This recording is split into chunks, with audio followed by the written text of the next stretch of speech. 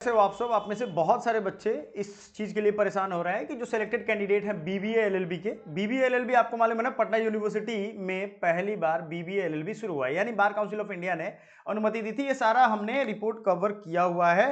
BA LLB नहीं है, ये बीबीए एलएलबी, यानी यहाँ बैचलर एडमिनिस्ट्रेशन में यानी कंपनी एडमिनिस्ट्रेटिव लॉ में आपको बहुत अच्छे से आपको समझ लो स्पेशलाइजेशन करवा के भेजेंगे, या फिर यूं कहें स्पेशलाइजेशन नहीं तो आपको बेसिक करवा के भेजेंगे ताकि आप कॉर्पोरेट वर्ल्ड में काम कर पाओ। बीबीए है, सीधी सी बात है।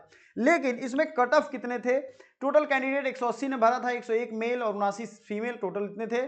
और जिनका भी नंबर आया हुआ है यहाँ पे लिया हुआ है। अनरिजर्व में कितने बच्चों का हुआ है? देखो पटना लॉ कॉलेज की एक अच्छी बात यही है कि इस पे जितने भी स्टूडेंट्स का हुआ है ना उन सबका यहाँ पे दिया रहता है। अनरिजर्व में कितने हैं, ईबीसी में कितने हैं, है ना, उसके बाद एससी एसटी में कितने, सबका नाम यहाँ पे दे दिया। 180 लोगों का नाम यहाँ पे दिया हुआ है, आप आराम से जाइए देखोगे एससी एसटी सबका यहाँ पे दिया हुआ है। अब कट ऑफ कितना गया था, इस कट ऑफ को नोट कर लो। पटना लॉ कॉलेज का कट ऑफ बीबीए एलएलबी का, मैं फिर से बताऊं, बीबीए एलएलबी जो 12th वाले हैं उनका है। आप यहाँ अपना रिजल्ट भी चेक कर सकते हो, एडमिट कार्ड के हिसाब से आप जो डालोगे रोल नंबर वो आ जाएगा। तो 76 बच्चे जो थे अनरिजर्व थे। इसमें कट ऑफ अगर हम लोग देखें, सॉरी अनरिजर्व का कट ऑफ 76 है, ईबीसी का 54 है, बीसी 1 और बीसी 2 का 70 है। अंतर समझ ले, बीसी 1 में 54 नंबर ही है, और अगर हम देखें इसमें एससी में 47 है, डब्ल्यूबीसी में 56 है और ईडब्ल्यूएस में 61 नंबर के कट ऑफ आए हैं। अब क्लियर समझिएगा, यहाँ पे आप फिल्टर करके देख भी सकते हो मेल में कितने नंबर आए हैं।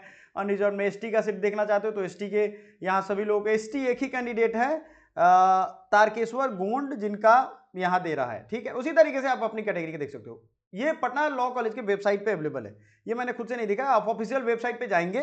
देखो पटना यूनिवर्सिटी के जब से एक्शन लिया गया तब से ये थोड़ा फास्ट काम कर रहे हैं। इतने कम दिन में 5-6 दिन मिले थे फॉर्म भरने के लिए, आप कहानी को सीधा समझो। 5-6 दिन मिला था, फॉर्म भरवाया इन्होंने, तुरंत एग्जाम लिया और तीसरे दिन और चौथे दिन रिजल्ट दे दिया। इतना फास्ट कभी नहीं हुआ। तो देखो अगर बच्चे स्टूडेंट यहाँ के नागरिक अगर चाहेंगे सारा चीज करप्शन ना हो, मतलब आम चीजों में मैं बात कर रहा हूं, तो ना हो, टाइम पे चीजें हो तो सब चीजें होंगी। मैंने वैसे क्षेत्रों में काम किया है जहां पे मैंने देखा है जनता जागरूक है तो सब कुछ सही होगा, ठीक है। ये जितने भी लोग आपको दिख रहा है ना सब गलत काम करने वाले सब हट जाएंगे, लेकिन क्या इसके लिए पहल करनी होगी। इसके लिए जो न्यूज मीडिया ग्रुप अच्छे से काम कर रहे हैं उनको सपोर्ट भी करना होगा, जो लोग आवाज उठा रहे हैं उनका साथ देना पड़ेगा।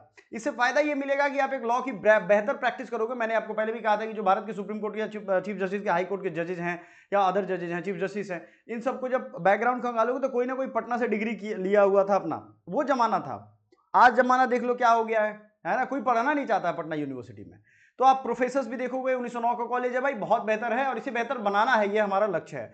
तो आपको क्या करना है, एडमिशन पे जाना है। कोर्सेज कौन कौन से हैं, कोई बात नहीं, ये भी पहले रन नहीं हुआ करता था, अब रन हो रहा है। और चीज़ें यहाँ पे देखोगे आप, सब कुछ कटअप भी मैंने बता दिया, रिजल्ट भी डिक्लेयर हो चुका है। तो जिन बच्चों का भी रिजल्ट आया होगा बहुत बहुत कंग्रेचुलेशंस, उनके कट ऑफ दिख रहे हैं। और सबसे जरूरी चीज है कि आप लोग अगर अगले साल की तैयारी कर रहे हो तो हमारे बैचेज को ज्वाइन करना मत भूलिएगा।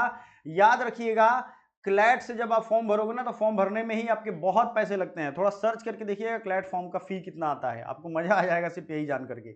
बहुत लोग 1 महीने 2 महीने का खर्चा होता है वो, ठीक है। इस बेहतर ऑप्शन है ये पटना लॉ कॉलेज में, ये अगर पढ़ाया जा रहा है तो इसका फायदा उठाइए। बिहार के बच्चों के लिए वरदान है, अगर लॉ के क्षेत्र में काम करेंगे पढ़ेंगे तभी बिहार सुधरेगा और बिहार के लोग सुधरेंगे। पढ़ाई से ही विकास होगा। देखो पढ़ना जानवरों से इंसानों को अलग करता है, ये ध्यान रखिएगा। पढ़ाई जो है ना वो अलग करेगा आपको, ये चीज समझनी पड़ेगी आपको। Thank you so much, bye for now.